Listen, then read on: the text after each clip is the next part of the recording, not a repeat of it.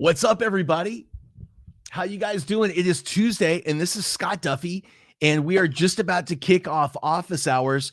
We do this for our What Now Academy, but today we're bringing everything to you guys live across social media. And it's just, I really have missed coming on live and talking to all you guys every day. Last year I was on just about every day of the year once we shut down from COVID. And we built a really large community, and then I got so focused on the work that I was doing in the academy that I'd been building that I got offline, and we stopped coming on live. We were doing all of our work in our school.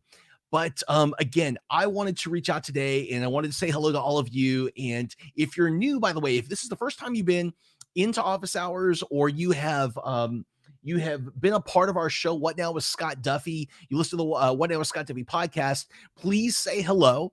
I would love to say hello to you. We're pushing out to 1, 2, 3, 4, 5, 6, 7, 8, 9 different places. And so I'm seeing comments come in, but depending on where you are, I may or I may not be seeing who you are. So thank you, Melody Johnson, for saying hello and putting your name in the comments. I really appreciate it. And how you guys doing? How's everybody doing? I mean, it feels here in Orange County like we're getting a little bit back to normal. Things are starting to open up. Restaurants are opening up, not just outside, but inside. Today, we learned that Disneyland is going to be selling tickets starting April 15th to come back to the park. And so I am super excited about that.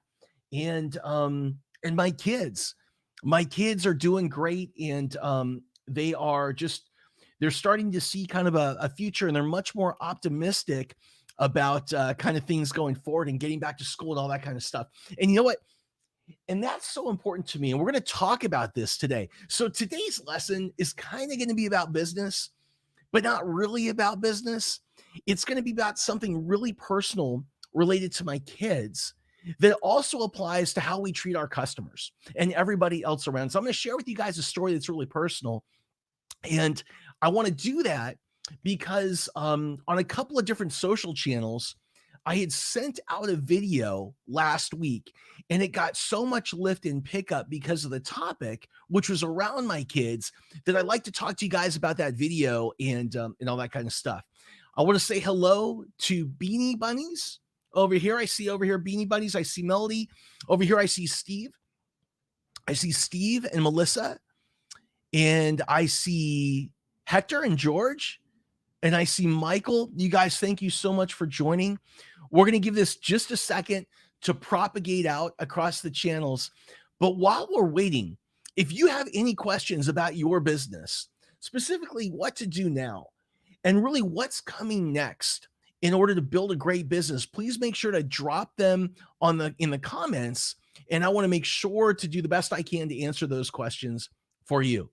Like I mentioned, really fired up this morning.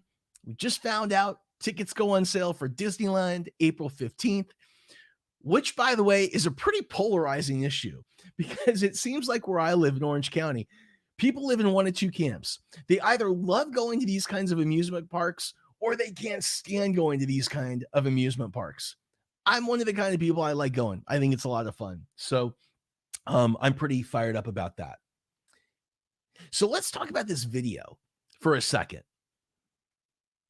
Last week, I shot and I posted a video that was about a situation that I had with my daughter, and I wanted to share. So my daughter, first of all, my kids are just my world. My kids are my world. I love my kids to death. I do anything for my kids. I die for my kids. And I think as parents, as entrepreneurs, as business owners, what tends to happen is, we get busy. And so there's times in our lives, there's times in our kids' lives, there's times in these cycles where we may be more present than others. Life happens. We get busy in business, right? We get busy in this thing over here. For someone like myself, I'd gone through a divorce and it created some separation for a little bit. We weren't as close as I would have liked to have been. These kinds of things happen, right? They're just life. But as parents, what we still may try and do is give everything that we have to the people or the things that we love. So in this case, my kids. So what happened was, it was a few years ago. I was going through divorce and I wasn't seeing my kids quite as much because of what was going on, but I was giving them everything that I had. And it was my birthday. And I remember I got a birthday card and it was for my youngest daughter, and she was probably 7, maybe 6, 7 time. And the card was really have the card in my showed on the really small, and it had written all over it, and it was taped up like all around, like so it was really hard to get into. And it had little things in it that, on the outside, that it said like, "Don't open this in front of other people. Don't read this card out loud." Things like that. So I'm thinking this is my girl, like this is going to be some kind of love letter. And I opened it up, and inside the card, it said that I wasn't a good dad. And it absolutely broke my heart. Every cell, every breath in my body was just like, I was totally devastated. And I was like, how is it possible that my daughter, who I love so much, how is it possible that that's what she's experiencing? And so I asked her, and I said to her, I just have a question for you. I said, I love you so much. I give you everything that I have. I like you're all that I think about. I do so much. I do this, and we do this and that together. And she looked at me and she said this. She said, "Dad, but we never make slime." And I was like, "What?" And she's like, "But we never make slime." Like she's really into like, or was into that slime stuff that kids get into, that you like twist and you pull and you turn and stuff. I don't get it. Like I think it actually feels kind of gross. She's like, "But you don't make slime with me." And I thought about it and I was just like, wow. And the question that I have is, do you have a business? Do you have a product? Do you have a service where you may be putting everything in? You may love your customer. You may care about your customer. You may want the most for your customer. You may be 1,000% in, but you just miss. There's a great book out there about love languages, 4 or 5 love languages, whatever it is, right? And one of the things it talks about how people communicate and how they experience love. And one of the things that the book says is there's different ways we do it. So, for example, one way is through physical touch. Physical touch is what makes a person really feel connected and love. Another way that people experience love is through words of affirmation. Another way is through quality time.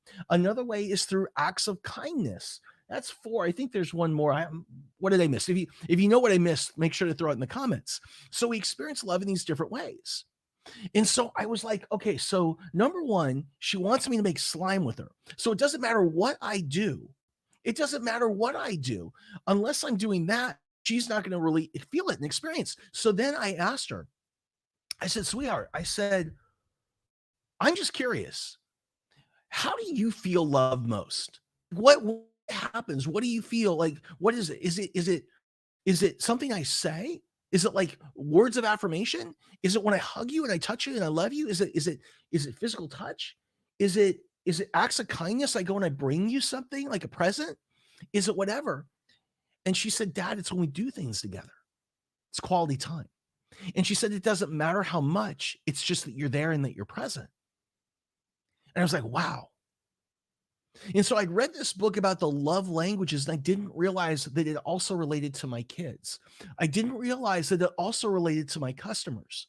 Because the idea being, if you don't know what really drives people, you could be doing everything you think is right, and you could be totally wrong, and you're not connecting. You see, here's the thing. I could hug her all day long and she wouldn't experience it. I could tell her all day long and she wouldn't experience it. I could do all these things all day long and she wouldn't experience it. It's not until I do quality time. And so for her, what I realized is it's not just about quality time, it's about quality time and also making slime, making freaking slime. So, gosh, I wish I could pick this up. I'd show you. So what I did is I became like the Buddha of slime. I actually went out there, I learned how to make it. I like got on TikTok and found these videos. I did all this stuff because I wanted to try and get into her world.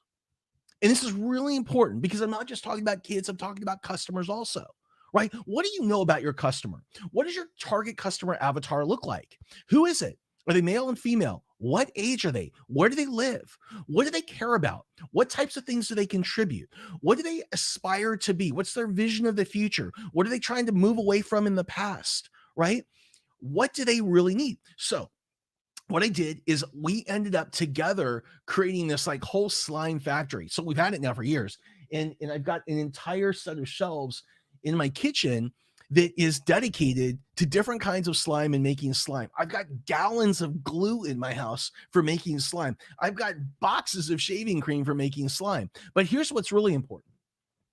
What's really important is that we not only again ask our kids, but we ask everybody around us. I always talk about the same thing, right? It's ask your customers not just what's most important to you, but what has to happen. How do you know? How do you know that you're getting what you want? And what they'll do is they'll give you their buyer blueprint. They'll give you their recipe. They'll give you their recipe um for being successful, like their recipe for selling to them. So, again, I wanted to share. So what I did is I really invested in this. I got in this card. It broke my heart saying that I wasn't a good dad. I asked Lexi, I said, well, I do all these things. And she said, but you don't make slime, right? Found out what was important to her. Which love language? She said it was the quality time. So now we do quality time around slime. That's where it started. But here, here's where kind of things really took off. So then I asked her for more. What else do you like? I was really looking at what she did. She loved playing these games that I didn't necessarily get, right? They're not my thing. Roblox, if you guys have heard of Roblox, and there's some others. And anyway, so what I did is I was like, I want to play. And I created an account with her. We named it with her. We created we built an avatar. I gave her an account, like a bank of like credits, so she could build my avatar and stuff like that.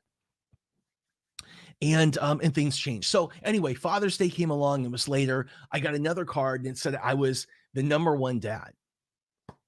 And the only thing that it took was asking her and finding out what was really most important to her and what has to happen or how she knew and experienced love. That was it. That was it. By the way, the card I read on the video that's around social media right now, I read the card and I show the card that she wrote, and it was pretty funny because she said that I had stepped it up a few notches, and so that was really cool. So I wanted to share that lesson. Again, this doesn't have to be all about business. By the way, if you have a question about your business, please throw it into the comments here, and let me do the best that I can to help. And also, let me just use this time to share with you. We're getting back out again. So my next event, I put together 3 times a year. I put together an amazing event series where we get together for 3 days. We do these once in a lifetime incredible experiences together. And boy, do we learn. And boy, do I bring in the best for my network. And we help people to grow. And we're committed to each other's success together. If you want to learn more about our academy, or you want to learn more about the mastermind, go to scottduffy.com/mastermind to learn more. scottduffy.com/mastermind to learn more. And if you have questions, there's a place there that you can schedule a time to connect with me or somebody on the team, and we can answer all of your questions. So today, first of all, I want to say hi to a couple more people. I'm seeing their names pop up. First, I see Ticey. I see Ken Walls. Great to see you, Ken. Super cool. Okay, so we talked about my daughter. We talked about 5 love languages. We talked about not just using these 5 love languages to learn how to be better in a relationship with like a partner, but also getting connected to your kids and learning what their love languages are. So what else? What else do I want to talk about today? What I want to talk about today I wanted to talk about vision, and I wanted to talk about really getting clear and manifesting what it is that you want most. I want to share a story. I think I may have shared some of this last week. I'm going through a program right now. So I study meditation. I study yoga. I've been going through a process for the past 18 months studying Kriya Yoga. I'm now connected and going through another process with the Chopra Center and Deepak Chopra. And one of the things that I've really been focused on is not only creating a vision, but also manifesting that vision. And so I have gone out and I've talked to a lot of my friends over the last month to ask them how they vision and how they see themselves achieving and experiencing a goal. And one of the things I've shared with you guys in the past is a conversation that I had with Shaun White, who won the X game, like more X Games than anybody, more ESPYs than anybody, 3 Olympic gold medals, the super like snowboarder and skater. And I shared with you, I asked Shaun this question. I asked him how he goal sets and how he visions. And one of the things that he shared with me was that when he is thinking about what it is he wants to achieve, he doesn't think about it from the standpoint of, I want to hit that goal, just get to that goal. What I want to do is I want to experience. What he does is he gets past the goal. And anytime he's meditating, when he's thinking, when he's visioning, he's already achieved it. And he's looking backwards at having achieved it. And by the way, this lesson is something I've heard from so many top performers. Like, it's the little things, right? It's like when I used to work with Tony Robbins, we did this thing. When I used to speak for him, I spoke for him like 200 times before I was 21, 22. What we would do is we would teach people how to break wood karate style. We had this lesson that he taught us. And he used to say, look, if you want to learn how to break wood karate style, you can go to a martial arts dojo and you can wait till you're a black belt to try. And it might take you 3 or 4 or 5 years or whatever it is. He said, or if you want to be successful, he said, Scott, there's 2 ways to learn. He said, there's number 1 is trial and error, which costs you a lot of time and money. And number 2 is to model. It's to model 3 things about people that you want to follow. Number 1, what are their beliefs, their belief systems? And what is a belief? A belief is an absolute feeling of certainty that you have about something. So what are their beliefs? What do they feel absolutely certain about? That's number 1. Number 2 is model their strategy. And number 3 is to model their syntax or the order in which they do things. And what he used to say is, it's kind of like baking a cake. There's an order in which you have to do things. Put in the ingredients, stir it up, put it in the oven, let it bake in order for this to be a successful process. If you start baking before you put the ingredients in, it doesn't work. So what we did is we'd break down what you had to do to break wood karate style. What are your beliefs? What's the strategy and the syntax or the order in which you did things? And what we do, awesome book, by the way, Post-Corona by Scott Galloway. I highly recommend it. What we would do is we would hold the piece of wood like this, and the person would walk up, and we'd take them through this process, and then their job was to strike and break the wood. And what we have them do is we'd have them write their goal on top of it. So here's what would happen. 90% of the time, the first time somebody tried, this would be what, and they would be back here, and their goal was to get to the goal. And so they come back and they'd strike and they'd fully extend their hand to the goal and they would touch it, but they couldn't break through. They couldn't do it successfully because that's all they saw was getting to the goal. And what you teach them is they actually have to get closer, which is really uncomfortable at first, so that when they strike, they don't just get to it, but they're able to get, but they're able to get through it. Does that make sense? Now, the number 1 mistake that people make when they're learning to break wood karate style is when they get close, okay, so they're right here, and they come back, right, and this would take them through it, and they'd be able to do it. What they do is their fear starts to take over, and even though they're perfectly positioned, right before they strike, they step back, and so they just get to the goal.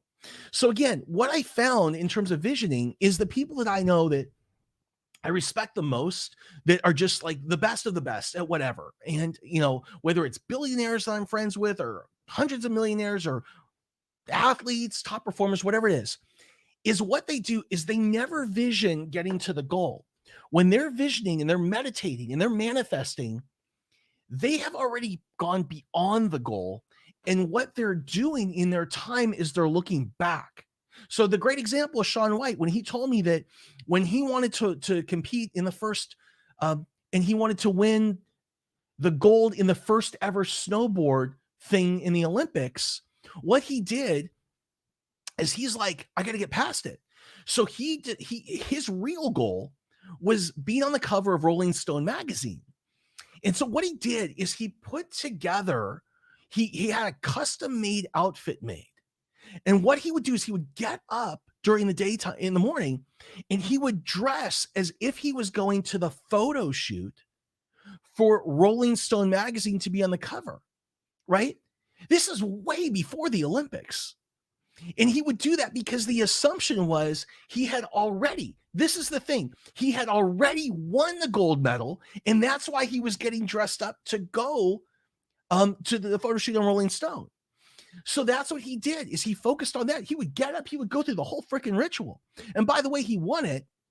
And when you look, if you Google Rolling Stone magazine, Shaun White, you'll see the outfit that he visioned in order to win the gold. Does that make sense? So again, it's like the micro adjustments. It's the little things that make the biggest difference. Most people think, if I want to get from here to there, based on where I am today, I may have to do so much, these big, huge things. Let me just tell you, if you make a 1% change in what you do, and you do that 1% every day, right? Over a day, a week, a month, a year, this is what happens. Exponential growth. We call that exponential momentum. For those of you who saw David Meltzer on my show last week, we talked about this. We talked about the power of exponential growth in the universe, that it's not about doing one thing for 5 hours on Saturday. It's about putting in 5 minutes of time each and every single day and developing momentum. And that momentum drives you forward. And that momentum becomes exponential. And that's how we grow.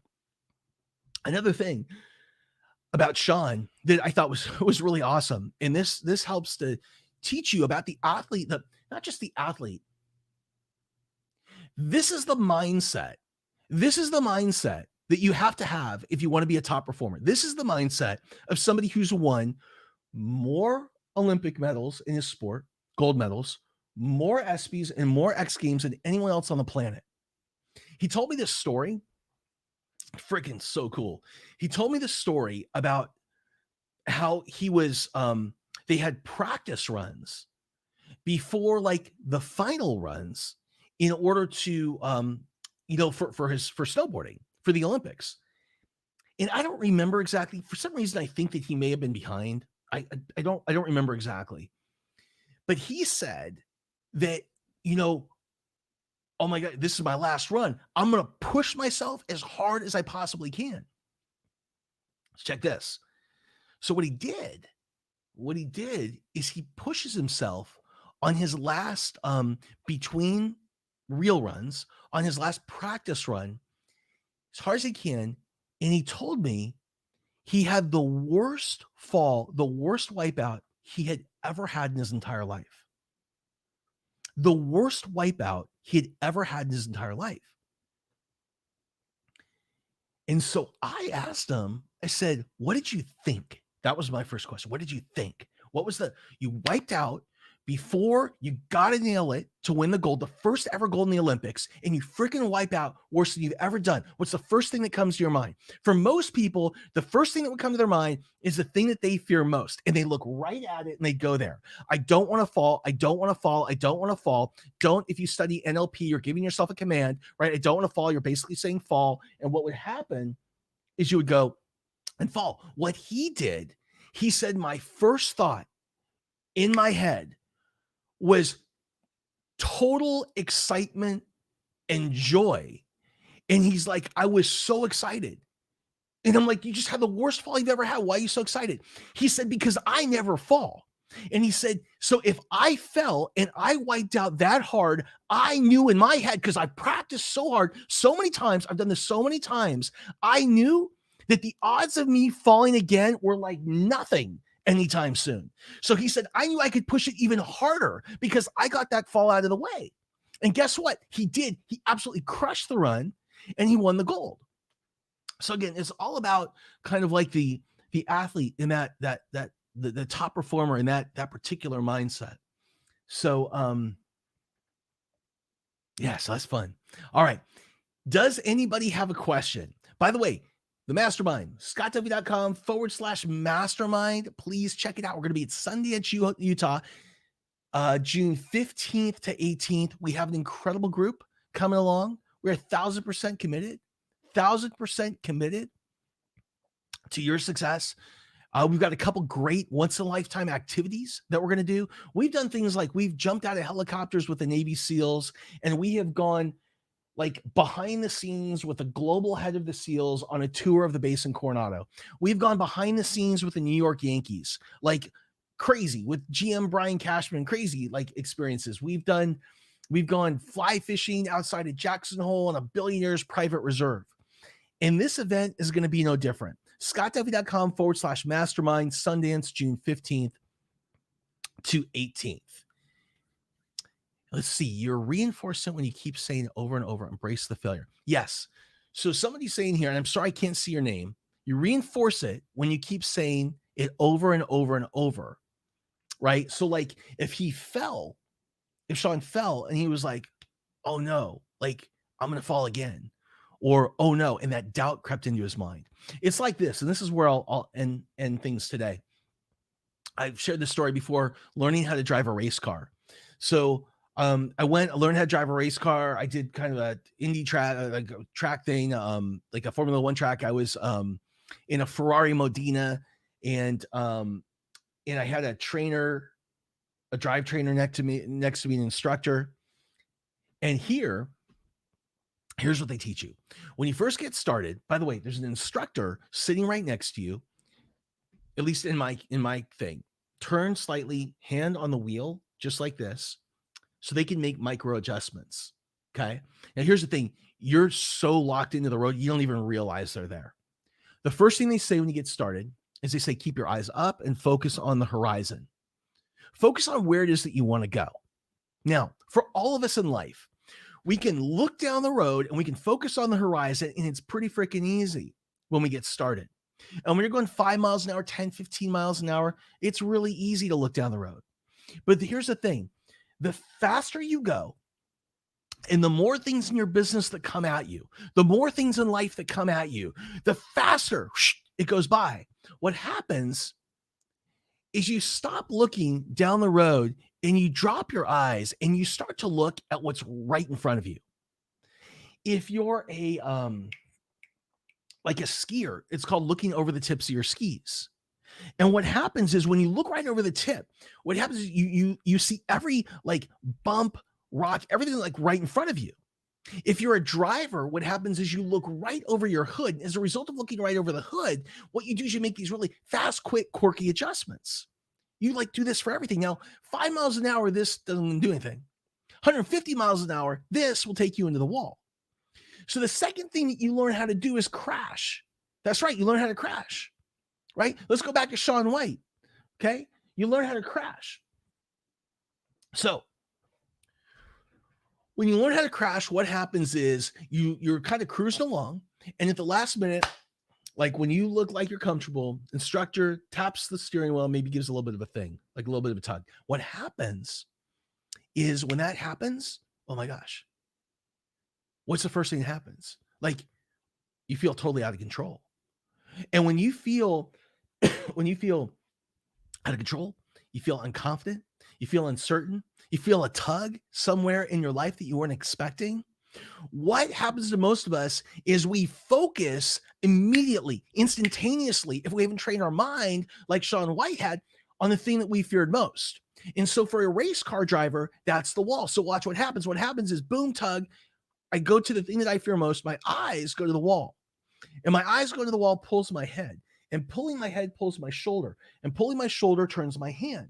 And that's what takes me into a crash. It's your mindset. So what they do is as soon as they tug, they know you're going here. And as soon as your eyes go here, they take their hand and they put it up against your helmet and put a little bit of pressure. What happens is it brings your eyes back to where it is that you want to go, which pulls your shoulder, which turns your hand, and which gets you out of a crash onto the path that you want to go.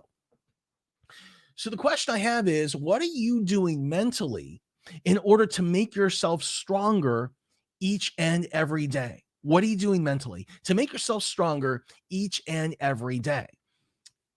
Because at the end of the day, that's really what this is all about. It's all about mindset. I remember the toughest part of my life. I was doing all the business stuff right. And I called Dave was on last week. I called my friend Dave and I go, Dave, I don't understand. I said, I've worked for some of the most incredible entrepreneurs on the planet. My network is freaking insane. Like, I interview these people. I'm doing all the right things in business. That's what they're telling me, but the results aren't changing in my life. And what he said to me is, he said, Scott, starting today, we're going to stop working on your business. We're going to start working on your head. And that is the day that everything changed. So again, what are you doing to feed your mind? And how are you taking care of yourself? And I'll tell you, one of the ways that I feed my mind is just talking to you guys. One of the ways I feed my mind is I love doing this. It's just coming up and talking and sharing. I love, one of the ways I feed my mind is I exercise. When I feel frustrated, if I feel stuck, if I feel whatever, immediately what I try and do is I exercise, I move. Remember, motion creates emotion. Motion creates emotion. You change the way that you move, you change the way that you feel. Okay. So the example would be, most of the time for us, if we feel frustrated, we feel stuck, we feel tense, we feel tight, we feel whatever. Next time you experience that, notice, just stop and don't change anything, how you are. Like, how is your body? How are you sitting? Are you tight? It's the body. The way we use our body sends a different signal to your brain. Let me give you an example. If I were to ask all of you to describe a person who is depressed, super easy to do. You could all do it, right? Person who's depressed without even seeing them. Their eyes aren't up, their eyes are down. Their head is down. Their breathing is shallow. Their shoulders are rolled forward, right? They're breathing in a certain way. We all know this because we've seen it, we've felt it. Now, if I asked you to do this, one thing, just put your eyes up, okay? Where it's a whole different thing, but wherever your eyes go sends access to different parts of your brain. Put your eyes up like this, bring your shoulders back, okay? Stand up straight, sit up straight, and just put this stupid happy grin on your face, like laughing grin. If you just change your posture in this way, there is absolutely no way that you can be sad. There's no way. There's no physical way, because the way that you're using your eyes, the way you're using your body sends a completely different signal to your brain. Motion creates emotion. So if you're feeling stuck, you're feeling like you can't, whatever, the best thing you can do is walk. The best thing that you can do is get outside and move. By the way, if you take a look at people like Bill Gates and Steve Jobs and Albert Einstein, you take a look at the most brilliant minds, or some of the most brilliant minds of the past bajillion years. There's one thing, when you study this, there's one thing they all have in common. They walk. I didn't say they go to the gym. I didn't say they were doing a keto diet. I didn't say that they were getting certified to do something. What they do is they walk. They understood this principle, and so they built walk into their day. And if they felt stuck, they would walk, right? Because motion creates emotion. Change the way you move, you change the way that you feel. All right. I'm feeling good. I hope you guys are feeling good. It's Tuesday, and we're going to be back on Thursday. We have a very special guest, Seth O'Byrne from HGTV's Hot Properties. Seth is not just an awesome realtor, dad, all that kind of stuff. He's got an incredible mindset. He's an a wonderful businessman. And he's going to come on Thursday, same time, 11 o'clock Pacific time. And we're going to have a talk. And I invite all of you to chime in and ask Seth your questions. He is really, really a superstar. We talked a lot about the What Now Academy, my academy. And basically I just want to share something. So we are making a big pivot this week. It's planned, but I just wanted to share. We brought people into the academy as beta users in the past. We opened it up to more users. Our business, though, we're not a direct consumer business. So last week we actually we closed it off. So you can't access it anymore unless you come through one of our partner companies. Our business is we actually build online schools for big companies. We build schools for big companies. So the example is, one of the biggest shifts that you're going to see in America over the next 10 years is a shift away from people relying on universities and colleges for education and toward people getting their education from big companies. Let me give you an example. Here's a great example. So the example would be, if I want to be like the best engineer in the world, I don't necessarily need to go to Stanford anymore. And I don't necessarily need to come out of college 200,000 in debt.